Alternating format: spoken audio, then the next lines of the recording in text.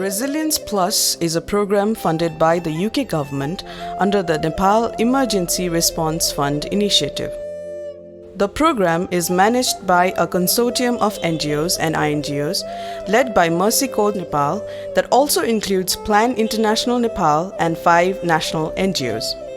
The program is implemented in 6 districts across 3 provinces, and it's targeting its value voucher program in 12 palikas that are affected by COVID and are at high risk for natural disasters such as monsoon flooding or landslides. The project locations include Kanchanpur, Kailali, Bardia, Rautahat, Dhanusha, Sunsari districts.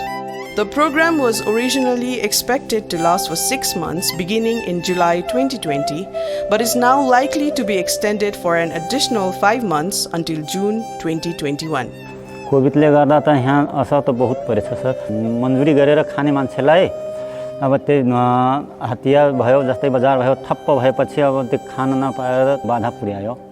थोरै खेती हुन्छन् अनि थोरै खेतीमा खाना वर्षभरि पुग्दैन, त्यसपछि बाहिर जानै पर्यो गाउँमा।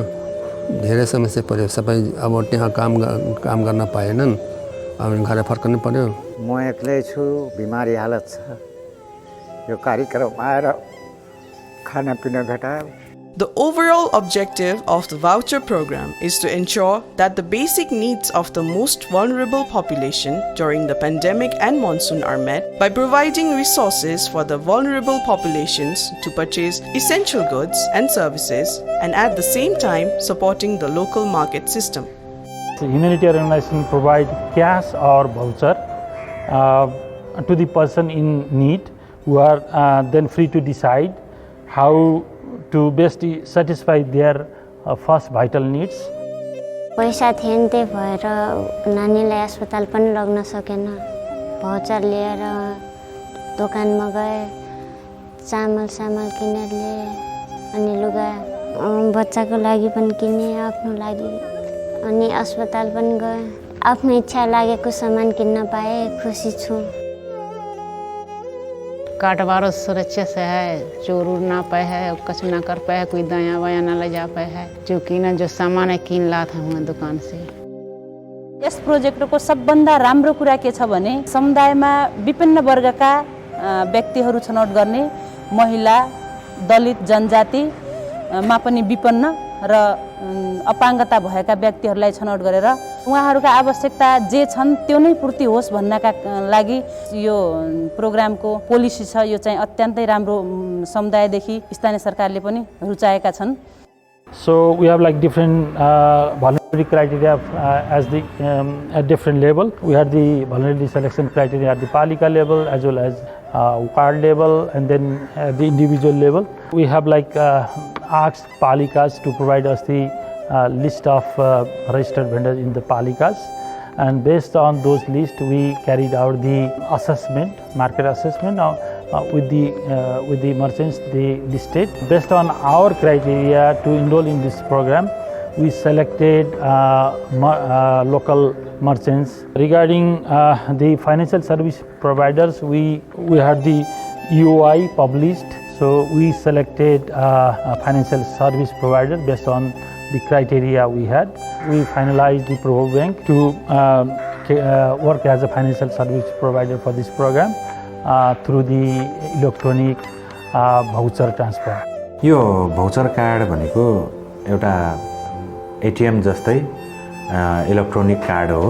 यो कार्डबाट तोकिएको ठाउँहरुमा चाहिँ सामानहरु लिन मिल्छ। The voucher used by the program is an electronic prepaid card issued by Prabhu Bank. For the first round of distribution, a value equivalent to Nepalese rupees 13,500 based on 80% of the estimated monthly minimum household expenditure requirement. This amount is loaded to the card and is available to be used by the cardholder to purchase essential goods. The card can be used more than once for additional value top-up to the card that is undertaken by the bank electronically. Essential services include food, household goods, clothing, shelter, and essential social services such as health and sanitation services. The participants list was prepared working together with local government, local partners, consortium management and the financial service provider using a project ID number to ensure the confidentiality of individual personal identifying information. During the voucher distribution process, community representatives and ward officials as well as partner NGO staff and volunteers were present at distribution sites to facilitate the distribution of the voucher cards to vulnerable households. The merchants who accept vouchers in exchange for goods and services establish an account with the bank so that they are reimbursed for the voucher expenses recorded electronically using a POS card swipe machine. This electronic transfer mechanism makes it safer for both participant households and merchants so that they limit the direct face-to-face interaction during the pandemic. The merchants and service providers are selected from the community based on their capacity and their willingness to supply goods and services to the community. These merchants established accounts with the financial service provider, Prabhu Bank, so that they can be reimbursed by the bank for the voucher values. The merchants who sell goods and services are all vendors who are registered with local government authorities.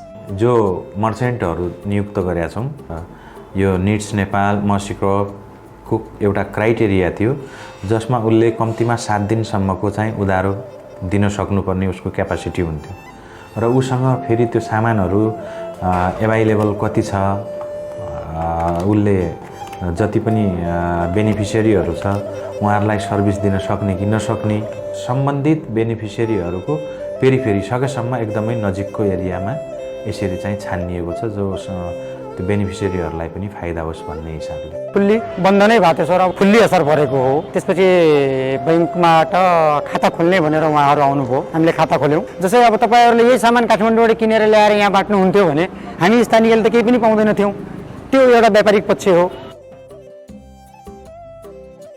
Needs Nepal भन्ने संस्था स्वास्थ्य क्षेत्रमा पनि यो संस्थाले चाहिँ राहत दिइराछ post मेसिनको सम्बन्धमा कहिलेकाहीँ प्रब्लम भयो भने स्वयं आफै सरहरू आएर बनाएर जानुहुन्छ गरिब परिवारहरूको जुन आफ्नो रेगुलर चेकअपहरू गर्नुपर्ने चाहिँ गराउन नसकेको अवस्थाले यो जुन संस्था हजुरहरूले दिनुभएको यसको लागि एकदम हजुरहरूलाई धन्यवाद दिन चाहन्छु म व्यापार त अस्तव्यस्तै भयो त यस्तो यस्तो प्रोग्राम आइराछ तपाईले सक्नुहुन्छ कि सक्नुहुन्न यो हाम्रो प्रिपेड कार्डका कस्टमरहरूलाई सामान उपलब्ध गराउन भनेपछि मैले हुन्छ भनेर उहाँलाई ल त गरौँ न भनेपछि आफ्नो जम्मै पसलमा उपलब्ध हुने सामानहरूको विवरण पनि दिए उहाँलाई रेट लिस्ट हामीले दिन सक्ने सामान बैंकका पदायत साथीहरू आउनुभयो प्रभु बैंकका उहाँले यो मसिन दिनुभयो चलाउन सिकाउनु भयो हामीहरूलाई हो Cards are activated once the branches acknowledge the receiving of the cards to the head office.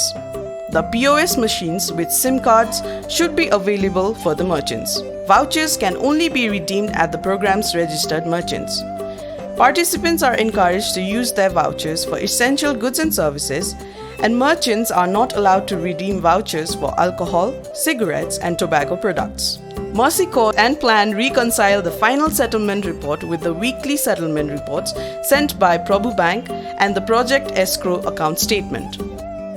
मैले यो कार्ड लिएर भर्खरै आएको अनि भाँडा धुने साबुन लिया छु सरफ लिया छु कपडा धुने चियापत्ती अनि अरु पहिल्यै लगिसकेको थियो सामान बाँकी पैसा बचेको थियो त लिन आएको यस नगरपालिकामा धेरै जसो नागरिकहरू मुक्त कमैया शिविर आरक्षित पीडितहरू सुकुम्बासीहरू भूमिहीनहरू बाढी पीडितहरूको बस्ती अलि धेरै बढी भएको कारणले गर्दा यो नगरपालिकामा अलिकति जीविकोपार्जन गर्नको लागि गाह्रो भएको छ यो कार्ड सिस्टमद्वारा योबाट चाहिँ अहिले त्यस्तो कुनै पनि गुनासो आएको छैन एकदम धेरै राम्रो छ किनभनेपछि आगामी दिनहरूमा यदि यो सिस्टम भइदिएपछि यहाँका जनताहरूलाई पनि एकदमै राम्रो हुनेछ उहाँहरूले आफ्नो इच्छा अनुसारको सबै कुरा गर्न पाउनुहुनेछ र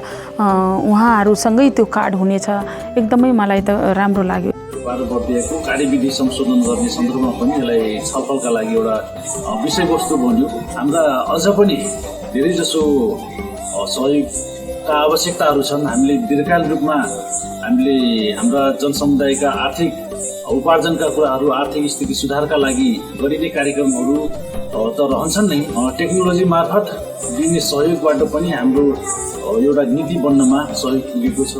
एकदमै राम्रो कार्यक्रम छ सर। यो हाम्रो नीति नियममै यो राख्न पाएर भोलिका दिनहरूमा पनि यो एकदमै राम्रो हुने थियो भन्ने हाम्रो लागेको छ।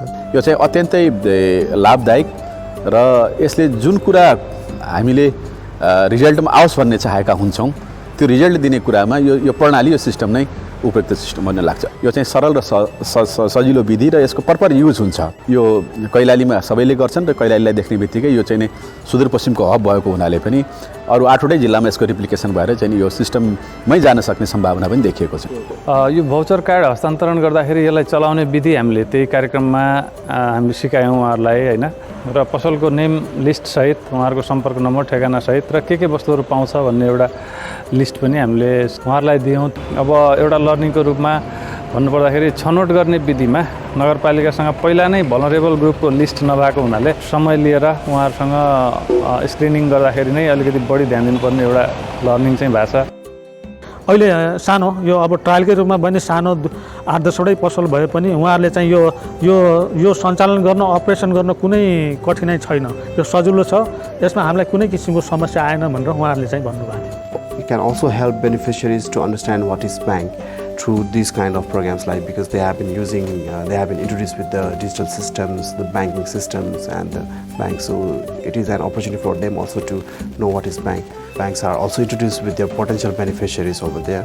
I think it's a very good opportunity on the long term for the cash voucher programs directly through the bank accounts. These cash voucher programs are definitely giving some economic input at that selected places, because the cash is being poured over there, the transactions is being increased. That is giving some motivations to the other businesses. It's going to help the economy of project areas. At the end of each distribution, a sample of households will be identified through random sampling by Project Monitoring and Evaluation Team to conduct post-distribution monitoring. Participants and merchants are also provided with phone numbers and contact information to provide feedback and to file any complaints. The complaints handling system is closely monitored in order to ensure timely resolution of any issues or technical problems.